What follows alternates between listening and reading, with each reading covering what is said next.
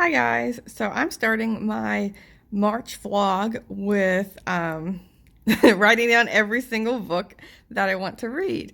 I haven't even had breakfast yet, but I was like, I need to like physically see what I'm reading because a lot of these books I don't physically own, so it's not like I'm looking at a pile of books. So I start off with writing all my mystery books here, all of them. And then I didn't even mention when I was doing all my TBRs that I need to read my booktube prize books. I have these three left: Midnight in Chernobyl, The Heartbeat of Wounded Knee, and How We Fight for Our Lives. And this is the first one I'm going to be getting to this month because it's due in 4 days, and so I have to read these three no matter what if I don't read anything else. And so yeah, I'm starting with that one. And then I have my mammoths here. And these are going to be a bit of a doozy with everything else going on.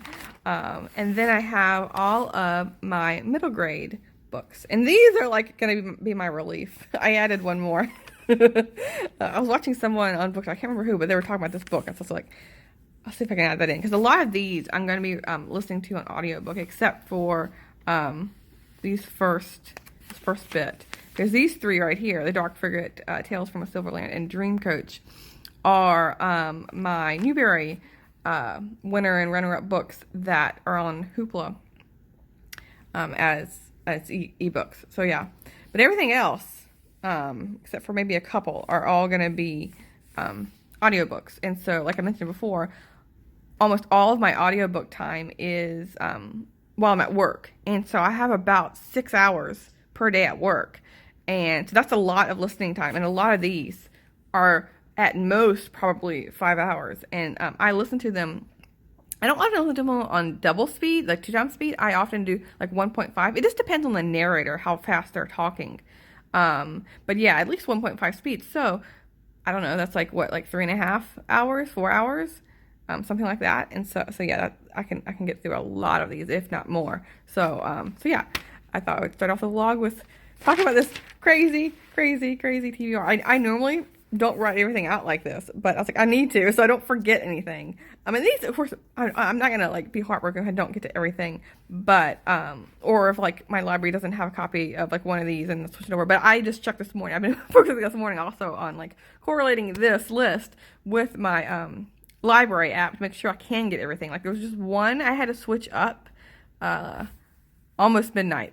I was going to be reading like book 4 in the series, but there's a huge long wait list for that one. But this one is actually I started I think it's the Paul Dorich series. I can't remember now. But this book I've read like book 7, 8, 9 or something like that in the series. I started in the middle, and this is the book 10, but I initially wanted to go back and read like earlier series for like book 4, I think is what I was going to start with. But yeah, long wait, so I switched it up with Almost Midnight. But everything else my library had a copy of, so I'm happy about that.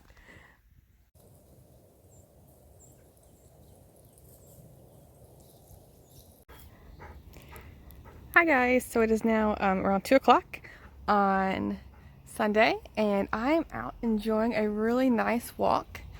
I'm on a new to me trail, and we're just sitting here taking a break in the shade.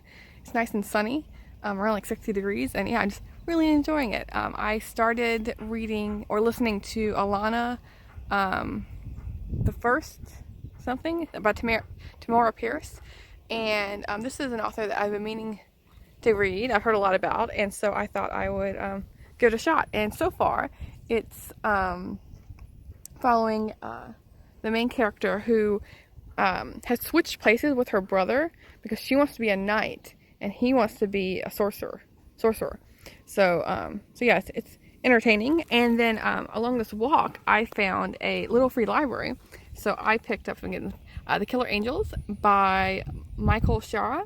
And this is a book I've read before on ebook, and this is like one of my favorite historical fiction books that during the Civil War at Gettysburg. And so I've been wanting to pick up a copy. So yeah, I found one, and it's a really nice condition, and there's no underlining or anything. So yeah, it's just perfect.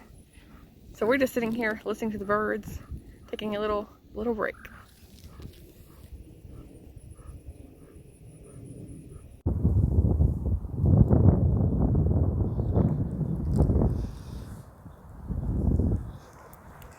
So we're on our way back home, walking in this field, and I just found another book. This is The Evolution of Calpurnia Tate by Jacqueline Kelly, and this is a Newbery Honor book. And so that's the reason I picked it up. I was like, add it to my growing collection of Newbery books. So when I get to this one probably was published in 2009. So I will be a good long while before I get to it, but now I have a copy. Hi guys, so it's 4:30 on Monday, and I'm here after work walking before the rain comes tonight. And I'm listening to the remarkable journey of Coyote Sunrise. And this is a book that I've heard several people talk about recently on BookTube. And so this is perfect for middle grade March. I don't think I put it on my TBR. I think I learned about it after the fact. But yeah, what's one more book to add to the list?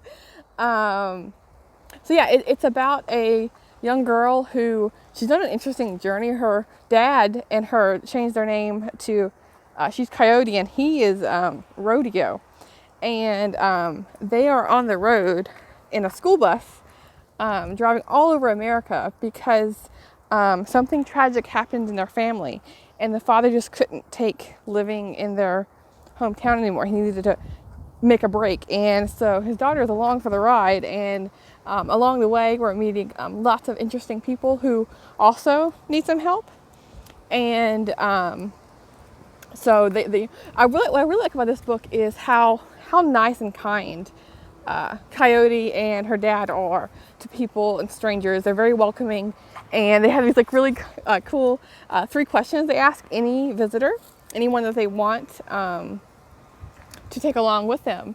And it's not your normal, like, you know, are you a criminal or things like that. It's questions like, what's your favorite sandwich and what is your favorite place in the world? So I mean, I just love that. And so yeah, I'm listening to that, and I finished while I was at work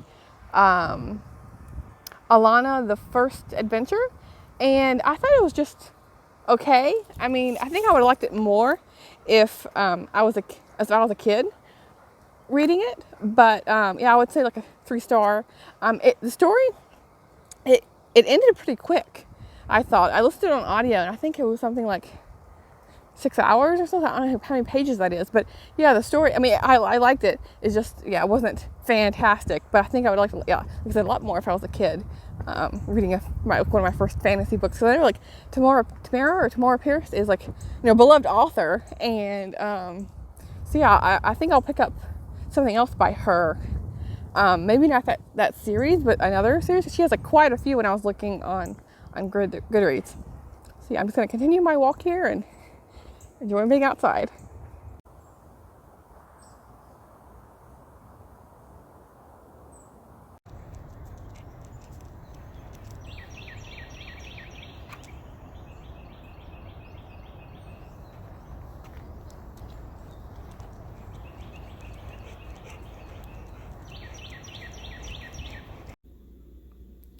So I'm just sitting here reading, and this is what I have to deal with. She has food in her bowl, but on occasion I give her canned food, and so like once or twice a week, but she expects it every single day. And so she has food in her bowl, dry food, but she is just sitting here demanding the canned food, and I'm like, no, it's a treat. Yeah, so this is what I deal with every single night for about 30 minutes after putting food in her bowl, where she's like demanding something else. I don't know if it's just a Winnie thing or what, but I've had several cats in the past, and I've never had one not eat food where they want something else. So yeah, she's interesting. Oh, Winnie. Sometimes she meows too. She'll like meow, meow, meow. But luckily right now it's just the eyes. So I'm reading this book and I'm like, someone is staring at me. like this. Oh, yep. She's something. Hi guys, it is now Tuesday at 4:30, and I am out walking yet again. I hadn't planned to because it was supposed to be raining this afternoon, and it did rain, but it stopped early. And so, yeah, I was like, oh, might as well get out. And there's not normally a stream here, but I guess this area floods a lot. There's even these, like, you see these like yellow pillars right there. There's lots of little bridges along this trail in the low-lying areas to prevent the, flooding the trail. But yeah, you can see it's kind of like swampy looking. But as for the books, I finished, like, what's it called? The Remarkable Journey of Sunrise Coyote? Coyote Sunrise? Something like that. Yes, I finished it, and I really enjoyed it. But you have to suspend disbelief. Suspend your belief of it in the reality of the story, because the ending, especially as a high stakes adventure at the end, that isn't exactly grounded in reality. It wouldn't happen, but yeah, it's like, for a kid's story, I really liked it. For a middle grade story, and then I went on to listening to the next Jacqueline Winspear book that I made for the Maisie Dobbs series. Book 2 is A Whisper of Feathers. Let me look at it real quick on my phone here. Birds of a Feather. That's what it's called. And I just started it while I was at work at the end of the day. And it's pretty good. I liked her mystery style. It has like historical fiction. And I think right now we're in the 1930s, I believe, when I looked at Goodreads. That's what it was saying. But yeah, I don't have much to say because I just started already. There's been two deaths, and I think her plot. So I like it. It's moving along, and we're getting into the mystery. So I'll have to report back later once I've read more of it, so I can actually talk about what the plot is. Hi guys, so I'm back from my walk, and I thought I would pop in real quick and talk about some of the physical and ebooks that I'm reading outside of these audiobooks I've been talking about, because I don't think I've mentioned this week yet what I'm actually like reading instead of just listening to. And so the first one is Rainsong by Phyllis A. Whitney, with this 80s cover and the yellow pages. And this is following a songwriter who her husband unexpectedly dies, and so she goes off on this kind of like, I don't know, like retreat in a way, to just kind of like regroup. And so she's by herself in this huge house with this the maid, and there is a gardener and like a butler, and it's a very gothic read, because like a house, she constantly feels like someone's watching her, or she goes into back to her room and things are moved around.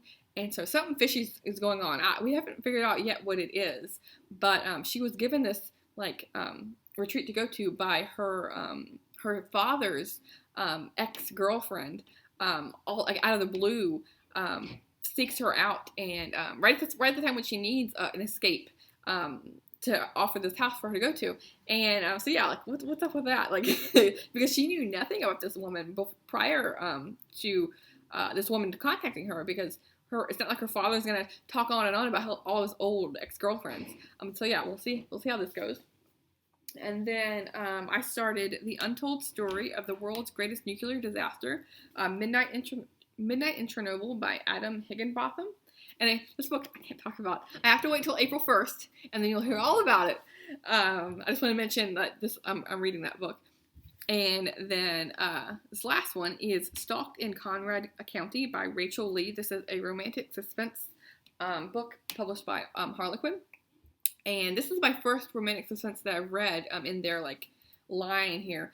And this author, I think this is like book 60 or something, book 61 in her Conrad series. And so this author writes a lot. I've never seen a series go on for so long. But yeah, this is about a woman who she was abducted as a child when she was 5 years old, and she was molested as well in Wyoming. But she's an adult now and living in Baltimore. But her grandmother dies, and so the grandmother leaves her this house in Wyoming. So she goes back to Wyoming to pack up things and kind of like reconnect with the community. And while she's there packing things up, she comes to more and more to really like the area. She likes the break from the city, the small town country life, and she also reconnects with her old best friend when she was a little kid, when she was living there. But so all this is going along, and she wakes up in the middle of the night and sees someone peeking in her window while she's sleeping in her bedroom window. And so, of course, that brings back all these horrible memories that she had when she was a little kid. And she's kind of like traumatized. So she's like, now she's keeping all of her windows closed and all the drapes drawn all throughout the day. And she's kind of like living in fear. And so the guy is like protecting her. Like he's helping clean up the house because he can like do things like plumbing and fixing the air ducts and things like that. And so he ends up staying longer each day to kind of like soothe her and get things done as well. And of course, there's a relationship that they develop with that. But then you also get little blips of what the bad guy, the peeping Tom, he ends up. I don't want to say anything about it, but yeah, you get little clips of what he's going to be doing, what he's planning to do in this town, because he is not a good guy. So yeah, that's a story of what's happening so far.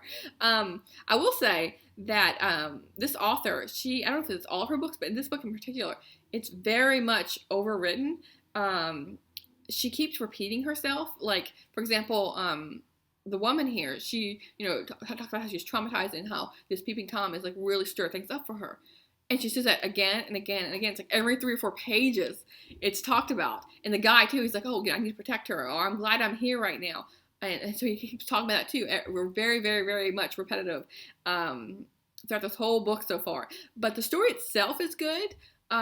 Is not much of a mystery because you already know who the bad guy is and everything and what's going on, but you get that sense of suspense, especially from the woman's perspective.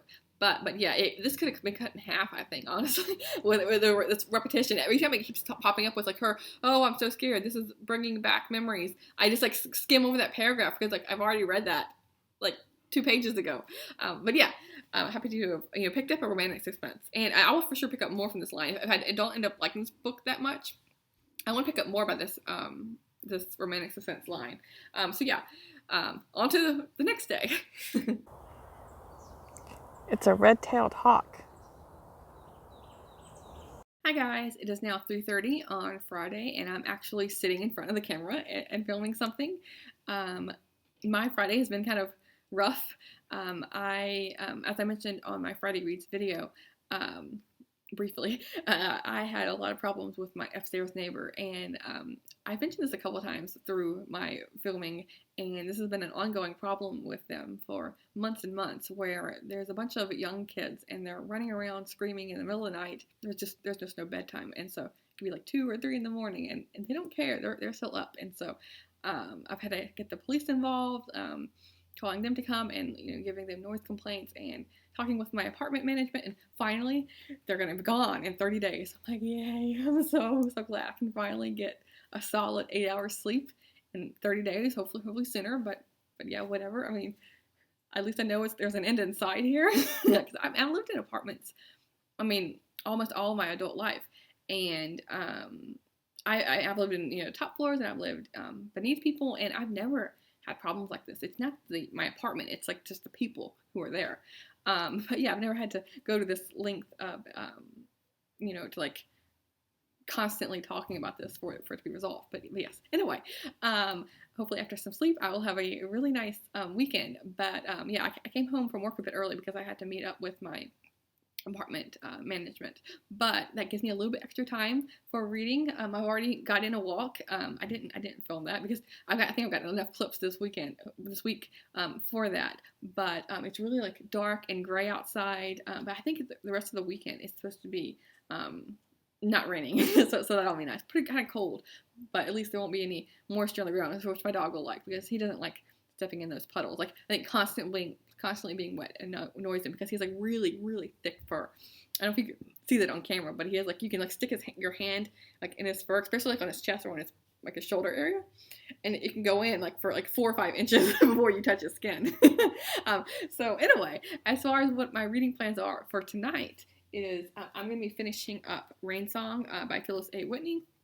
And this I talked about a couple of times, but yeah, I'm very much enjoying like the spooky gothic vibes. Oh, Whitney just came. Let me get her on camera.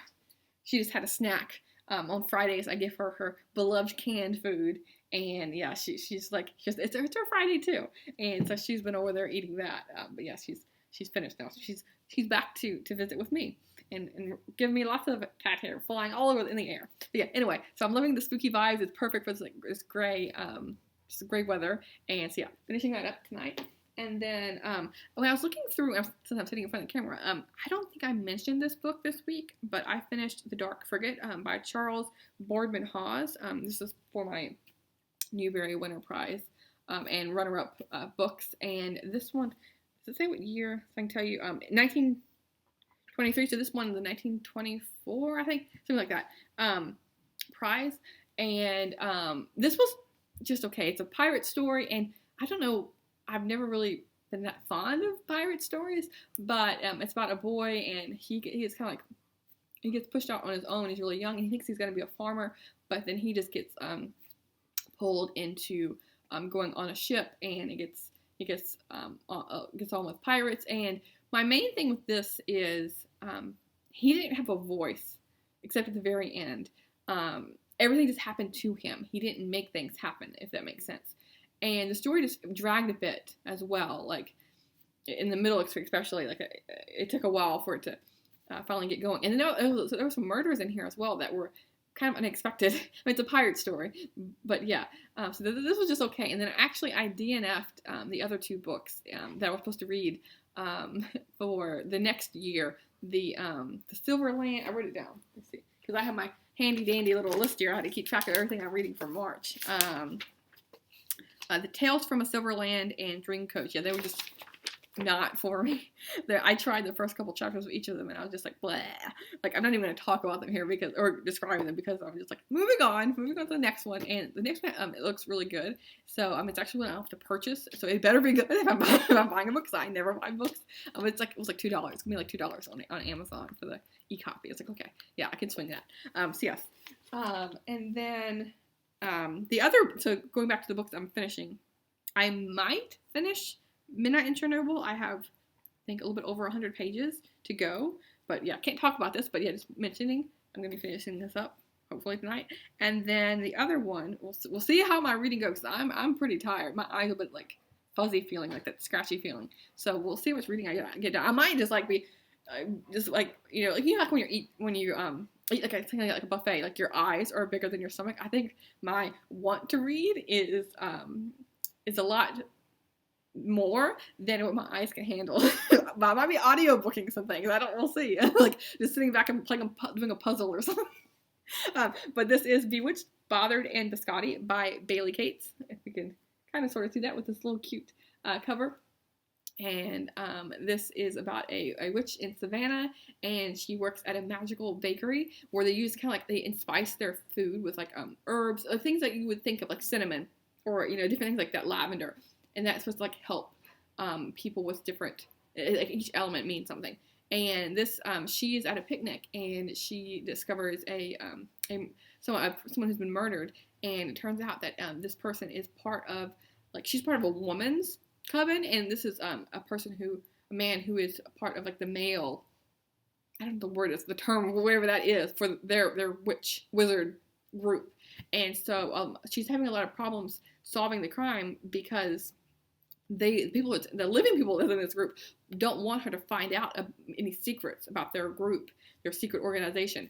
And so yeah, she's butting heads with them. And but I'm really liking it so far. So yeah, those are my plans for today, and I'll pop in maybe tonight. I don't know. I might be completely crashed out and have zero energy. That might happen. I have a feeling. but right now I'm feeling good, because I just got off work, and I'm just I'm free for the weekend, so that's why I have lots of energy right now. And I got some really good news about people upstairs. So yeah, anyway, either you hear from me tonight or tomorrow morning. Hi guys, it is now 4:30 on Thursday, and I am yet again beating the rain before it comes. It's supposed to start raining around 2 o'clock, but now it's extended till 6. And so I'm out here with Tucker walking and listening to an audiobook. I finished while I was at work today, Step on a Crack by James Patterson, and it was about a hostage situation, and it was very fast-paced, like James Patterson I feel is known for, and with lots of thrills involved. And yeah, I don't want to give too much away about the story, but it was interesting to learn how like bad guys, who they were, because they were so knowledgeable on like cop procedures and what to do to avoid getting caught with like having all these hostages. And it could get pretty violent, but James Patterson doesn't have a lot of isn't very too descriptive, and so I think how it's easier to handle for people who don't want any like graphic murder scenes. And then now, since I'm off work walking around, I'm listening to The Blueberry Muffin Murder by Joanne Fluke. And I'll get Tucker here in the picture. Hi, Tucker. And I just started this book. This is, I think, book 3 in the series. I read the first couple. I think it's book 3. And so yeah, I'm not sure exactly what it's about, but the cover is really cute. It has a muffin on it with like the skull and crossbones signs with the blueberries making that symbol. So yeah, it's about a woman who owns a bakery in a small town in Minnesota. And so I just started, and she's complaining about the Minnesota winters, how she really likes the fall. You can feel like the snow is in the air. But then once winter comes, she talks about how in Minnesota, I guess, the winter, like each day feels like the same. And I have never been to Minnesota, and I have never experienced a brutal winter like that. But yeah, it's nice to read about. I don't know if I would want to live in it, but yeah. So I'm looking forward to getting to this audiobook. Hi guys, it is now Sunday, but I wanted to mention a book that I finished yesterday, but I finished it too late to I was just too tired to film anything. But I did finish Bewitched, Bothered, and Biscotti by Bailey Cates, and I think I've mentioned it a couple times. I'm going to give it a description of it. But yeah, the ending was very surprising. It kept, like I mentioned, how there is this male group of druids who are up here in this book, where the main character, she is part of like the women's coven. And so all along, like I thought, oh, for sure I knew who it was going to be. But yeah, it was a very surprising ending, and I thoroughly enjoyed it. And I'll for sure be picking up more from this author. The cover's a bit misleading because her familiar isn't a cat, it's a dog. But there is a cat in this series that she's allergic to. And the author mentions in her acknowledgments how she has a cat. And so maybe that's why the cat's on the cover here. But yes, thoroughly enjoyed it. Highly recommend this cozy mystery series, magical bakery mystery series. And I think yesterday when I was talking about Rainsong by Phyllis and Whitney, I think I said it was a gothic romance, but no, it's a gothic mystery. There's a hint of romance in there, but yeah. So then I wanted to also, since I started the vlog with talking about my TBR here, I wanted to show where I stand now that week 1 is finished. So all the ones that are highlighted are ones that I finished, and I've talked about all of these throughout this week. And then I started putting the page numbers in just because I never track my reading. I used to like years ago with like a spreadsheet, but so I thought instead of putting them on here, I was going to add it up each week, and I'll show you there. So the book 2 prize books, I finished 1. I have these 2 to go. Like these are like my must reads, but all these books, like these are the 3 that I have to read by the end of the month. And then for the middle grade, the ones I've blocked out are ones I've DNF'd. Hopefully I won't have any more DNFs except those 2, but we'll see. And this one, I read one, Mercy Watson's 1 and 2. I don't think, book 1 and 2, I don't think I talked about this series, but it's for sure not middle grade. It's very much for early readers. I listen to these on audio. It's about a pig who's like a pet in a family, and yeah, they're like for kids who are just getting into a little bit longer books. Besides, like there's like little sentences on the books, but yeah, it's not much in there to really talk about. But yeah, I ended up reading those 2, and unbeknownst to me, there were because I didn't when I was gathering this list, I didn't like thoroughly investigate these books. I was just looking through my library, and these would popped up under that category, which is weird. But yeah, I mean, middle grade can read little kids' books too, right? Yeah, because I'm a 31-year adult and I'm reading them. So yeah, I finished those 2, and then this is like the pages I was talking about. So like from week 1, March 1 through 7th, I read 3,457 pages, and that's 493 pages per day. And that's a little bit misleading because and Winnie's here. She always has to sit on it. Like any, like I'm sure a lot of cats, like they always sit on like a book you have, or yeah, she's gonna cover everything up. Okay, Winnie. But it's a little bit misleading because this doesn't include the books I'm in the middle of. These are only the books I finished. So I've actually read a little bit more than that each day, which is just crazy because I like I said, I never track my reading. I just like, oh wow, look what I finished this week. But oh yeah, I forgot how many books I actually finished. So let's see, 1, 2, 3, 4, 5. Get Winnie out of the way here. Let's see, 6, 7, 8, 9, 10, 11, 12. Oh yeah, so I finished 12 books. So I should write that down as well so I can keep track of that. So yes, I think I'm in good stead for to finish all these books on my TBR for March, but we'll see. We never know what's gonna happen. I never know what's gonna happen each week because, like I mentioned on Friday. Hi, so I was actually looking over my TBR and I actually miscounted. It's 11 books because one of the books I just finished this morning. Like I said, I'm filming on Sunday, and see, I miscounted. It was 11 books.